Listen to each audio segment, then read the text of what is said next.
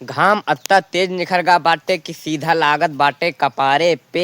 यही से तहार सबके स्वागत बाटे अवधि सौरभ के ब्लॉगे में।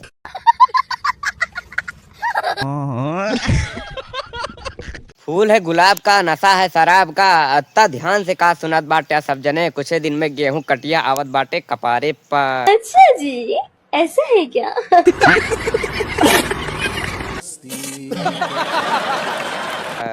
सब जने बहुत घरे में रह रहे होएगा बाटिया सुंदर सुशील, पर कुछ दिन में यही गेहूं कटिवे मोहिजात जाबा करिया और करेठा।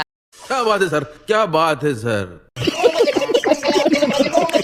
जे घामे में निकले का डरात है वह सब घरे वालन से कहिए जा तू काटा गेहूं, हम बनाओ खाना और करब घर के सारा काम।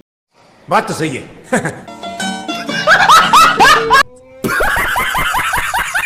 कल से बाटे पेपर, यही से तैयारी तो है बाटे फुल, पर हमरे अंदर एक चीज बाटे कमी। कमी ई बाटे कि हम याद तो करी थी बहुत है, पर पेपर में लिख नहीं पाई तनिको। अच्छा जी, ऐसा है क्या?